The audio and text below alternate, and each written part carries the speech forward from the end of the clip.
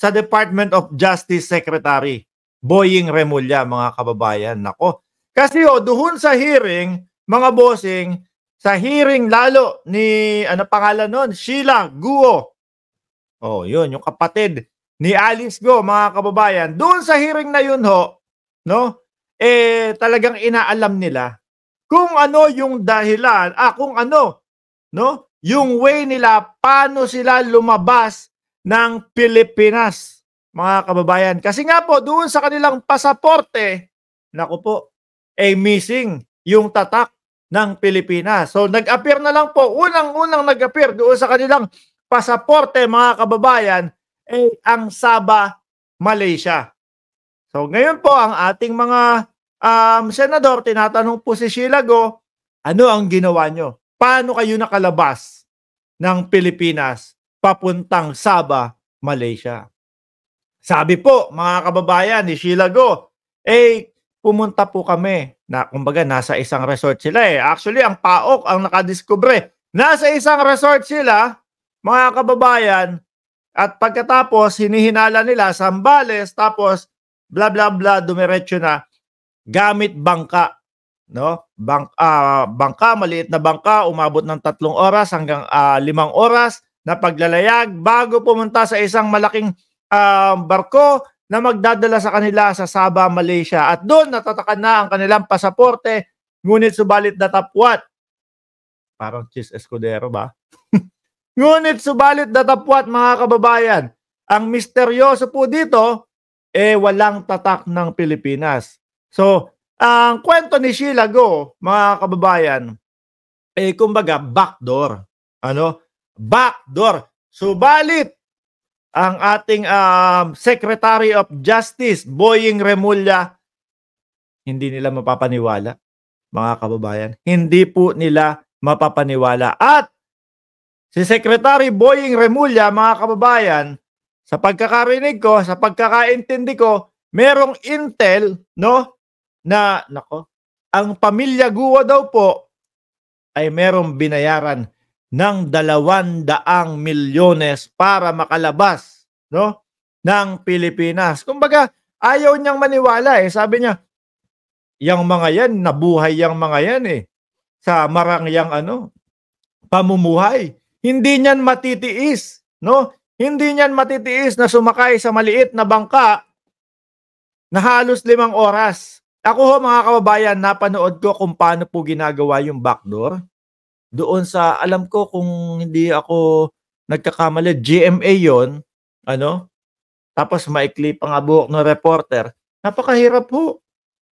At yung bangka na papunta po, yung patawid from Tawi-Tawi, no? Papunta ng Sabah, Malaysia, mga kababayan, wala pang bubong. So lahat po ng angge, lahat po ng tubig dagat, yun. Pasok ho, mga kababayan. Pasok ho doon sa mukha ng mga, actually, basang-basa yung mga pasahero. Kaya naman, si Secretary Boying Remulla ayaw talaga hong maniwala. Merong mga binayaran, baka Bureau of Immigration, no? Hindi natin mismo alam, hindi nila mismo sinasabi kung sino yung mga sinabi ng intel nila na binayaran ng 200 million. 200 million ha, mga kababayan. 200 million. Hindi pa nila sinasabi kung sino itong mga to. Pero tinitiyak po ng ating Pangulo, kasama po ang Secretary of Justice, na pag ito ay napatunayan kung sakali man, no, na sa Bureau of Immigration, ako ho naniniwala din, mga kababayan, lumipad ho yan ng eroplano. Lumipad ho ng eroplano yan, malamang ang ginamit siguro backdoor ng ng ating mga tawag, gusto kong tagalugin yung airport panghimpapawid sa ganyan, di ba? Ginamit yung backdoor. Di ba nga ang kwento nila, ang sabi nila, kapag ka mga VIP, tapos pag mga private jet ang kanilang gagamitin, diretso na sa tarmac yan. Bababa ng kanilang limousine, bababa ng kanilang sasakyan, saka sasakay doon sa eroplano, no? At doon na, kumbaga, doon na din i-check yung mga papeles at dokumento, mga kababayan. So ang hinala po ng Department of Justice Secretary, hindi nag-backdoor. Kumbaga, may nagpalusot at may tumanggap ng 200 milyones, mga kababayan. Sabi ni JG News TV, baka nga alam na nila yan. Siyempre, complete the evidence first. Opo, kaya hindi pa sila nagsasalita kung anong ahensya, kung sino itong mga ito. Malamang po yan, mga kababayan. Biruin mo naman, di ba? Yung trabaho nila kay Tebes. Natunton din si Tebes, mga kababayan. At ngayon, hanggang ngayon, tinatrabaho ang pag-uwi ni Tebes. Di ba? Yan ang problema sa Pilipinas, mga kababayan. Ano? Kahit huling-huli na, kahit alam na itong mga tao na ito, wanted, pinapahanap na ng batas kung ano-anong kalokohan ang ginawa sa Pilipinas, wala silang pakialam. No? Money first, makakalabas ka ng bansa. Alam niyo po, mahaba-haba pa po yung investigasyon na yan, mga kababayan. Madami pa pong masasabit, madami pa pong mga tao na posible, mga nagdadasal na ho ngayon, dahil, mga bossing, malamang ho sa alamang, yung mga pangalan nila ay mapapatawag na din sa Senado, sa Kongreso, at ang pinakamalala, sa Korte, mga kababayan. Ito gaya na lang nung nangyayari, no, sa isang attorney. Di ba, mga kababayan? Gaya na lang nung nangyayari sa isang attorney. Pilit inaalis yung kanyang pangalan. Pilit inilalayo yung pangalan niya. Hindi daw po siya affiliated or hindi daw po siya dapat i-link sa Pogo. Pero lahat nung nakikita at lahat nung natutunghayan po doon sa Pogo, nandoon yung kanyang pangalan. Tingnan natin yan, mga kababayan.